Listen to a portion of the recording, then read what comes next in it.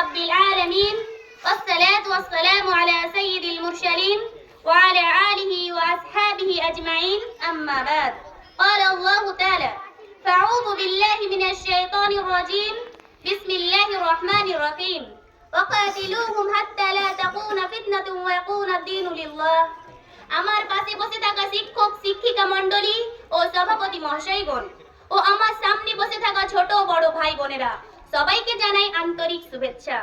আজ এই 26শে জানুয়ারি প্রোগ্রামে আমি যেই বিষয়টি নিয়ে আপনাদের সামনে উপস্থিত হয়েছি সেটি হলো স্বাধীনতা স্মরণী। আলহামদুলিল্লাহ, সমস্ত প্রশংসা জ্ঞাপন করি সেই মহান আল্লাহ তাআলার শাহী দরবারে, যিনি এই পরাধীন ভারতকে অত্যাচারী জালেম ইংরেজ শাসকের হাত থেকে ছিনিয়ে নিয়ে স্বাধীন করে আমাদের হাতে তুলে দিয়েছেন। অনন্ত লক্ষ কোটি দরুদ ও সালাম নাজিল হোক আমাদের বিশ্ব নবী হযরত মুহাম্মদ সাল্লাল্লাহু আলাইহি সাল্লামের প্রতি।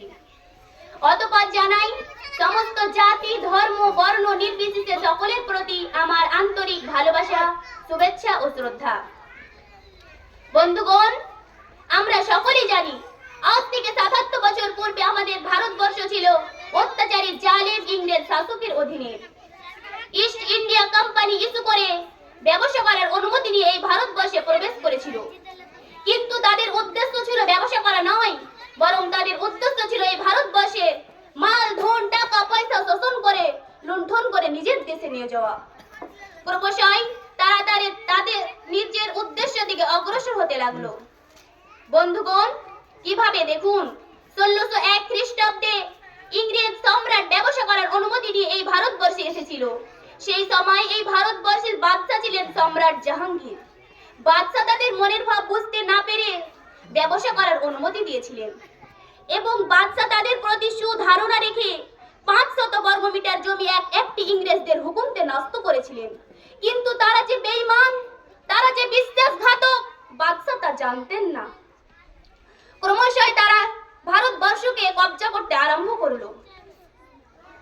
১৭১৭ খ্রিস্টাব্দে মাইসুর নামের জায়গাকে তারা নিজের আয়ত্তে করে নিল এবং ১৭৪০ খ্রিস্টাব্দে থেকে ১৭৫৭ খ্রিস্টাব্দে ২৩শে জুন পলাশির যুদ্ধে নবাব সিরাজদৌলাকে পরাজিত করে সাম্রাজ্যবাদী ব্রিটিশ শক্তির অধিকারী হন। এইভাবে তারা এই ভারতবর্ষকে আপন অধীনে করে নিয়েছে। এইভাবে তারা ভারতবর্ষ থেকে মাল ধন টাকা পয়সা শোষণ করে লুণ্ঠন করে নিজের দেশে নিয়ে চলে গেছে। প্রিয় শ্রোতা বন্ধুগণ, এবং তারা চিন্তা করলো আমাদের এই প্রশাসন ক্ষমতা বজায় রাখার জন্য সর্বপ্রথমে এই ভারতবর্ষ থেকে আলিম উলামা সংখ্যাকে নির্মূল করতে হবে।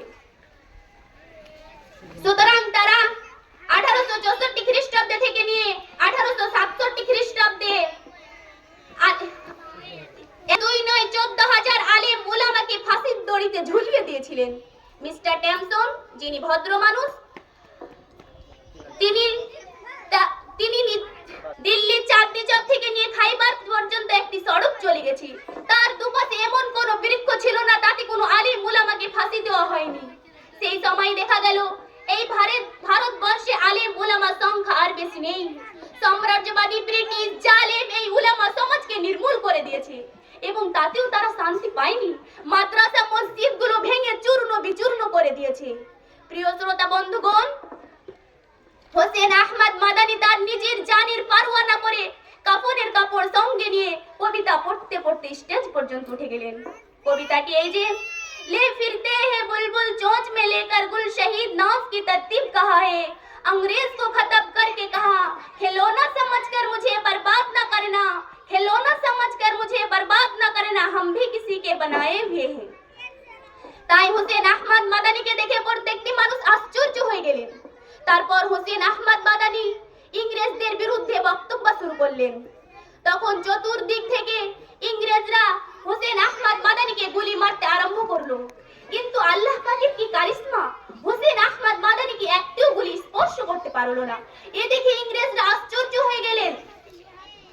তারপর হোসেন আহমদ মাদানী ইংরেজদের বিরুদ্ধে হক উত্তোলন করার কারণে তারা গুলি দিয়ে না পেরে অভিযুক্ত করে সরকারিভাবে মামলা চালায়।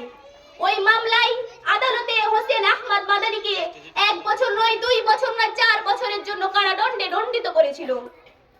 তারপর সমস্ত জাতি ধর্ম বর্ণ নির্বিশেষে সকলে নিজের নিজের বুকে টাটকা তাজা খুন দিয়ে এই ভারতবর্ষকে রক্তে রক্তাক্ত করে দিয়েছিল।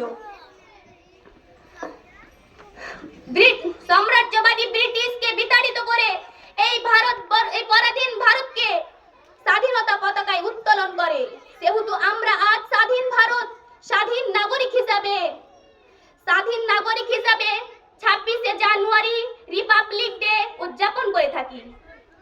প্রিয় শ্রোতা বন্ধুগণ, তাই সমস্ত বিপ্লবীকে অন্তরস্থল থেকে জানাই সম্মান, আর সমস্ত জাতি ধর্ম বর্ণ নির্বিশেষে সকলকে জানাই সাধুবাদ।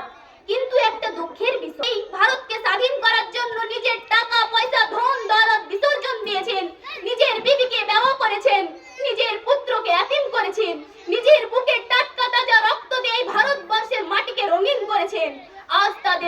আজ যদি এই ভারতবর্ষের মাটিকে নিংড়ানো যায়, আজও তাদের টাটকা তাজা রক্তগুলো টকটক করে পড়বে, কিন্তু আজ তাদের নাম কোনো ইতিহাসের পাতায় খুঁজে পাওয়া যায় না। তাই ওই সমস্ত বিকৃতকারী ঐতিহাসিকদের বলতে চাই, তারা এই সত্য ইতিহাসকে যতই চেপে রাখতে চায় না কেন, তা কোনোদিনও পারবে না। কেননা 1400 বছর পূর্বে মহানবী সাল্লাল্লাহু আলাইহি সাল্লাম পবিত্র বাড়িতে ঘোষণা করেছিলেন, আল হাক্কু নূরু ওয়াল কুফরু বাতিলুন বাতিলুন বাতিলুন ওয়াল কুফরু যুলমাতু। অর্থাৎ সত্য হলো উজ্জ্বল দীপালোকে নাই, আর মিথ্যা হলো অন্ধকার অমানিসি নাই। তাই কোনোদিন অন্ধকার দীপালোককে গ্রাস করতে পারে না, কিন্তু দীপালোক অন্ধকারকে গ্রাস করে নেই। তাই এই সত্য ইতিহাসকে আপনারা মিথ্যা ইতিহাস দিয়ে কোনোদিনও ঢাকা দিতে পারবেন না। একদিন না একদিন ঠিক প্রকাশিত পাবে ইনশাআল্লাহ। আর এও আমরা চ্যালেঞ্জ করে জানিয়ে দিচ্ছি যে যেভাবে এই পরাধীন ভারতকে স্বাধীন করার জন্য আলেম উলামারা নিজের বুকে টাটকা তাজা রক্ত ঢেলে দিয়ে ফাঁসির মঞ্চে হাসতে হাসতে জীবন দিয়েছে, যদি কোনো অত্যাচারী জালেম উপস্থিত হয়, তাহলে আমরাও বিতাড়িত করে আমাদের নিজের বুকে টাটকা তাজা রক্ত দিয়ে পুনরায় এই ভারতবর্ষকে রক্তে রক্তাক্ত করে দেব। তবুও জালেম অত্যাচারীদের প্রশ্রয় দিচ্ছি না, দেব না। কেননা शेर एक दिन की जिंदगी गिदड़ की 100 साल की जिंदगी से बेहतर है।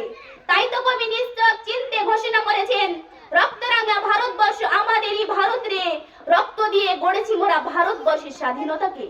ইতিহাসের পাতায় মোরা পেলাম না কো ঠাঁই, তারাই হলো দেশের নায়ক যাদের কোনো গন্ধ নাই। হাতে আছে কলম বলে যা ইচ্ছা তাই করলি, পেলে কলম বুঝিয়ে দেব সত্য ইতিহাস কারে কয়। وآخر دعوانا الحمد لله رب العالمين. السلام عليكم ورحمة الله وبركاته.